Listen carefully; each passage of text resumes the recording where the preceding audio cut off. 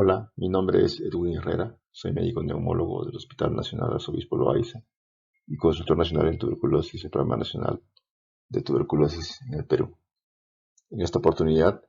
vamos a hablar acerca de las nuevas drogas para el manejo de la tuberculosis resistente, particularmente en base a la clasificación de los medicamentos que ha realizado la OMS para el año 2020. En primer lugar, debo decir que no tengo ningún conflicto de interés relacionado al tema del cual vamos a hablar. Para comenzar, debemos decir que en la historia del tratamiento de la tuberculosis se ha producido a lo largo del siglo XX y en lo que va de este siglo un desarrollo progresivo en la aparición de nuevos medicamentos, sobre todo entre los años 40 y los años 80, en los que se desarrolló eh, varios medicamentos para utilizar en el tratamiento de la tuberculosis. El primero de ellos fue la streptomicina, posteriormente el PAF, la tiocetasona, la piracinamida, la isoniazida, la cicloserina, la canamicina, algunas fluoroquinolonas y sobre todo la rifampicina como medicamentos que se utilizaron inicialmente con alta efectividad para controlar la tuberculosis en pacientes afectados por la enfermedad y que previamente no tenían ninguna esperanza de curación. A lo largo de estos años se fueron desarrollando varios estudios que fueron probando diferentes combinaciones de medicamentos hasta lograr estandarizar un esquema único para el tratamiento de la tuberculosis en los años 80, a partir del cual se desarrolló el tratamiento de la tuberculosis con éxito en varios países, lográndose la eliminación de la tuberculosis, sobre todo en países con alto desarrollo socioeconómico. Sin embargo, entre los años 80 y el año 2000 o 2010, el desarrollo de nuevos medicamentos prácticamente desapareció y no fue sino hasta el año 2012 o 2013 en que se descubren nuevos medicamentos para el tratamiento de la tuberculosis, que son bedaquiline y delambanid, aunque entre el 2003 y el 2006 se descubrió también la utilidad de linezolid, las fluoroquinolonas de nueva generación y los carbapenenos como medicamentos útiles para la tuberculosis.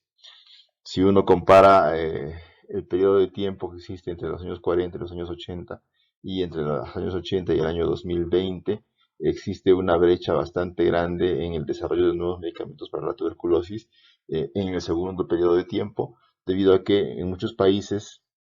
en los cuales la tuberculosis había sido prácticamente erradicada, ya no existió interés en hacer investigación en nuevos medicamentos para la TBC. Para poder reconocer un medicamento efectivo contra la tuberculosis, debíamos recordar algunas características necesarias para diseñar un esquema de tratamiento para la tuberculosis. Debemos tener medicamentos que sean capaces de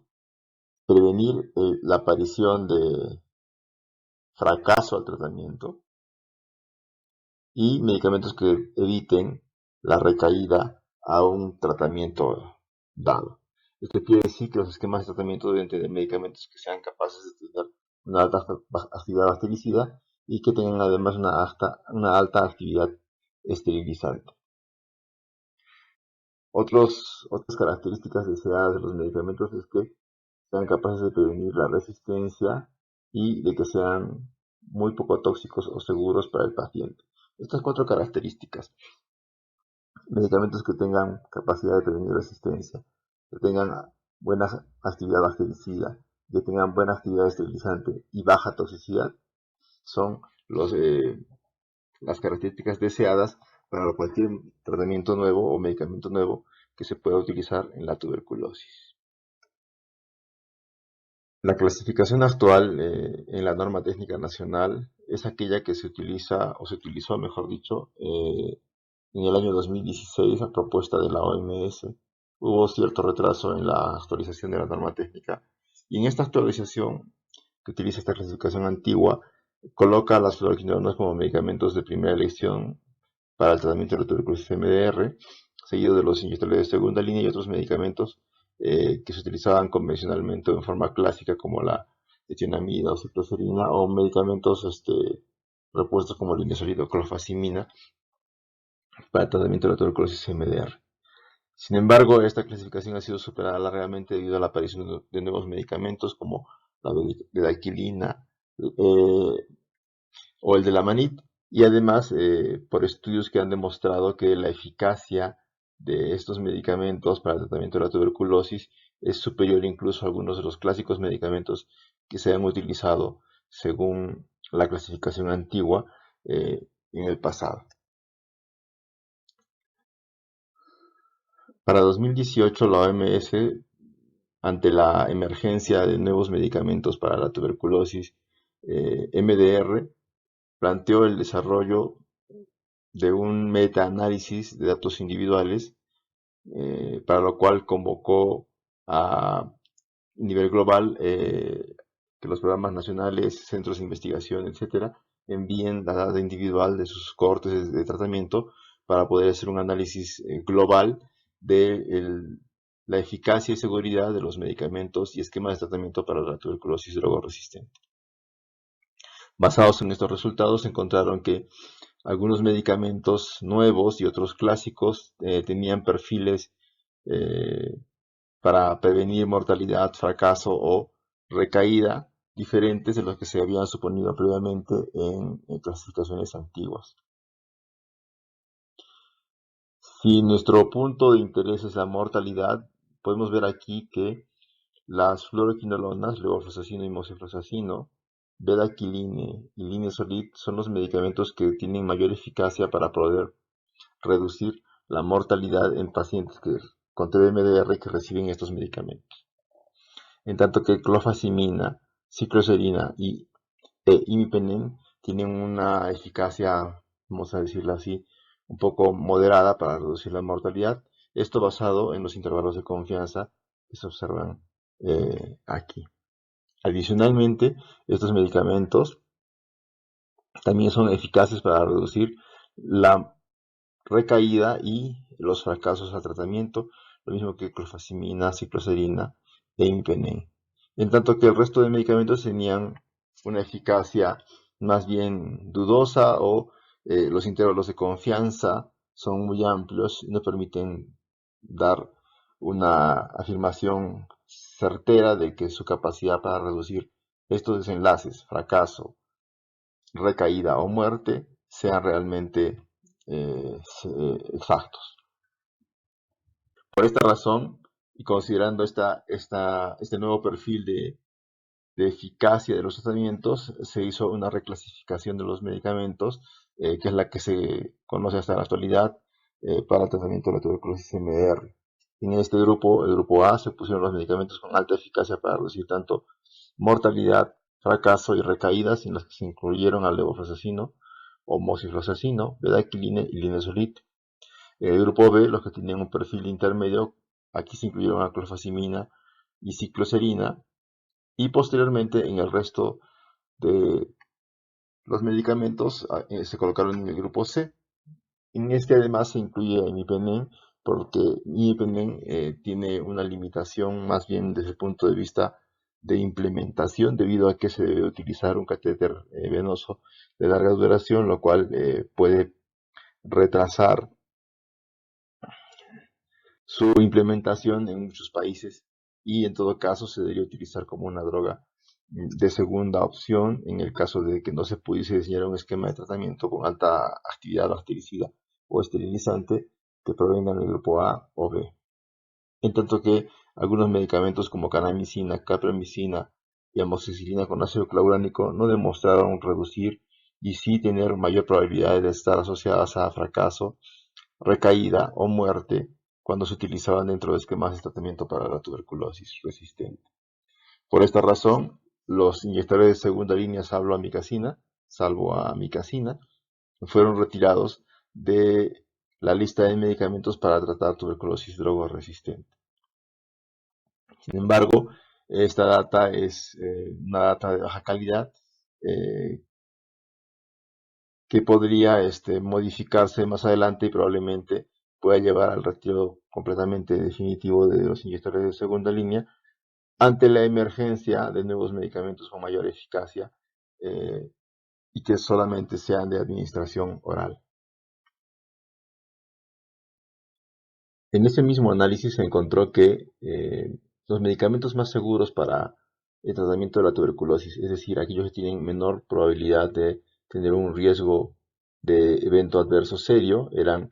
bedaquiline, moxifloxacino, clofazimina, etambutol, levofloxacino y streptomicina, en tanto que el medicamento que producía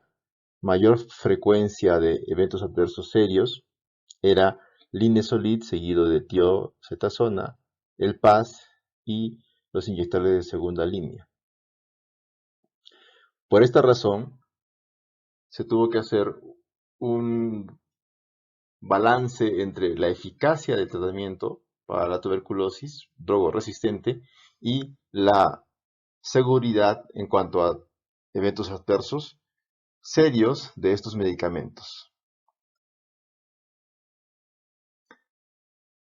Una clasificación bastante semejante es la que hace la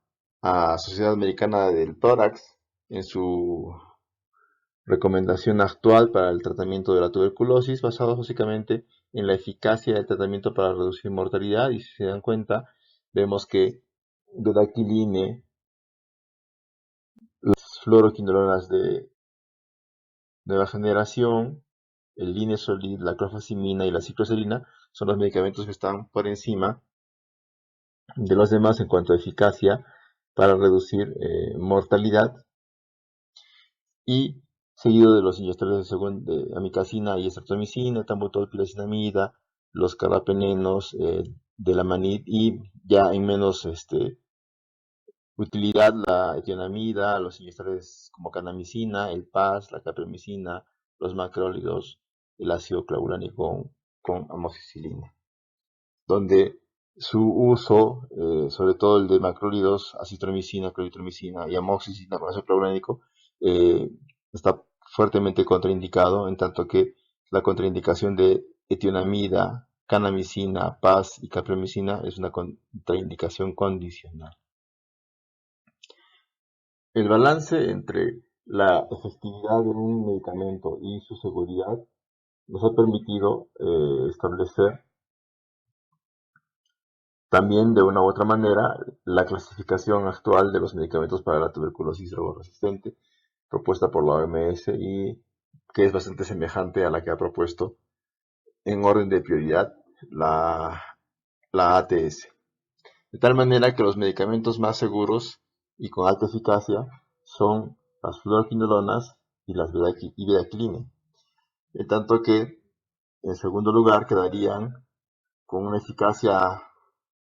mediana, vamos a llamarlo así, y una seguridad también mediana, cicloserina, clofazimina, carbapenenos y linezolid, con una muy alta eficacia, pero con también una mayor toxicidad o mayor probabilidad de tener eventos adversos.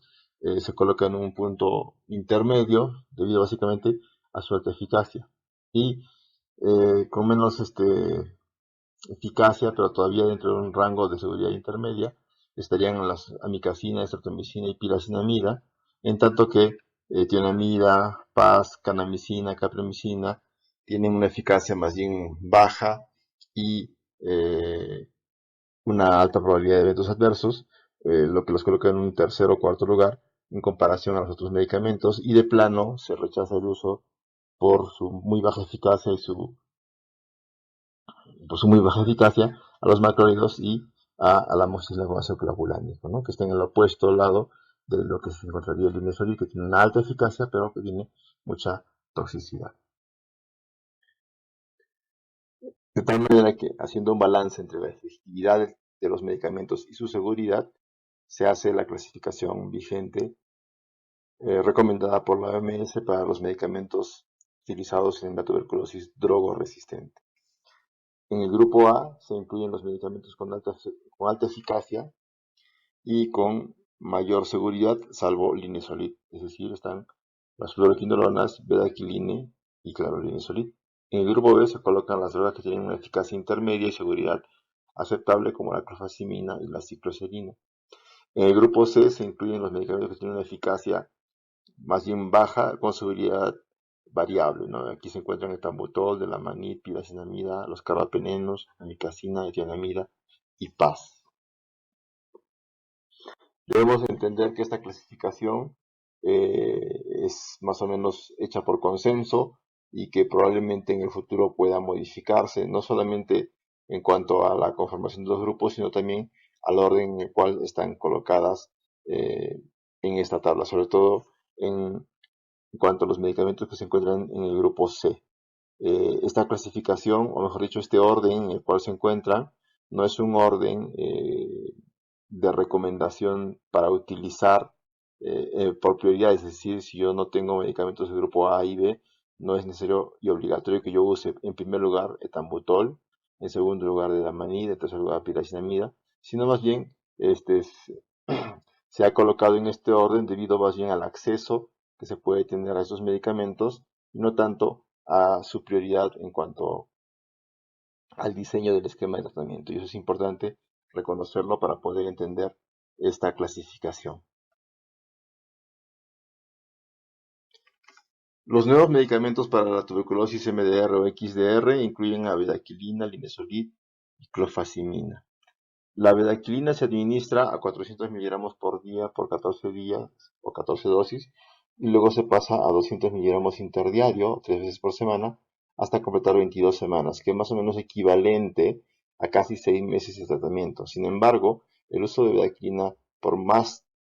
tiempo del que se señala aquí es posible en la medida en que el paciente tenga ciertas condiciones clínicas o perfil de resistencia que nos obliguen a utilizar este medicamento por un tiempo más prolongado. Hay estudios que han encontrado que la seguridad del uso de bedaquilina por más de 22 semanas eh, es equivalente a los que utilizan el tiempo de tratamiento estándar recomendado. La clofazimina se inicia con 200 miligramos diarios por 2 meses y luego se pasa a 100 miligramos diarios hasta completar el tratamiento, sea este un esquema de larga duración o un esquema cortado. En cuanto al linezolid, la recomendación actual en nuestro país es utilizar 600 miligramos en dosis única al día durante todo el tratamiento, aunque existen estudios que están evaluando la posibilidad de utilizar dosis más bajas como 300 miligramos eh, con una eficacia probable equivalente al utilizar 600 miligramos. Sin embargo, esto todavía está bajo estudio y a nivel local en el país se recomienda reducir la dosis a 300 miligramos en el caso de que el paciente tenga una reacción adversa o intolerancia al tratamiento con esta droga.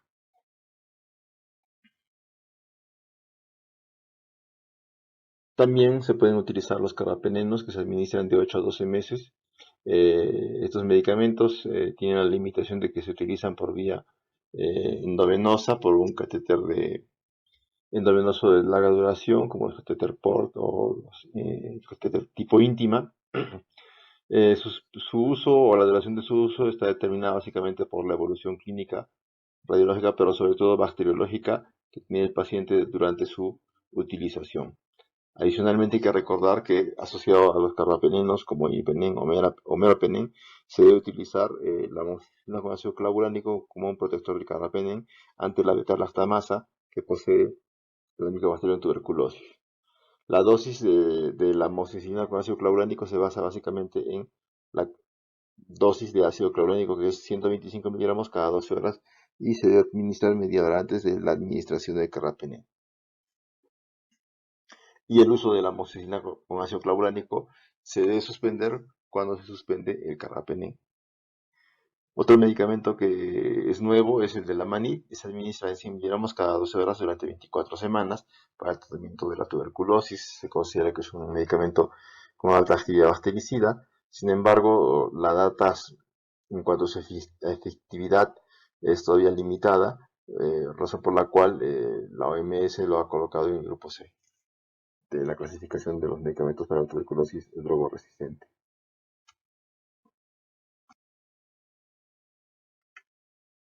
Dentro de las últimas recomendaciones de la OMS para el tratamiento de la tuberculosis drogoresistente, se ha incluido la posibilidad de utilizar esquemas de corta duración, es decir, menor de 12 meses para el tratamiento de la tuberculosis drogoresistente. Esto básicamente basados en los resultados de varios estudios pequeños, pero sobre todo de este, que es el esquema Bipal, en el que se asocia tres medicamentos: bedaquilina, pretomanid y linezolid para tratamiento de la tuberculosis drogoresistente. Este estudio fue publicado más o menos recientemente en New England Journal of Medicine, y en los que se observa que la probabilidad de tener un resultado favorable, tanto si es tuberculosis XDR o MDR, con este esquema, a las 48 semanas es bastante alta, alrededor del 90%, en tanto que la negativización del cultivo a las 8 semanas se produce en más del 80% de los sujetos que reciben este esquema de tratamiento, tanto si son MDR como XDR. Aunque esta corte es pequeña, no más de 150 pacientes, según recuerdo, los resultados son altamente impactantes, y esto ha llevado a que la Organización Mundial de la Salud recomiende su uso bajo condiciones de investigación operativa u observación programática estrecha de los casos, para poder evaluar mejor la eficacia de ese tratamiento en condiciones de vida real.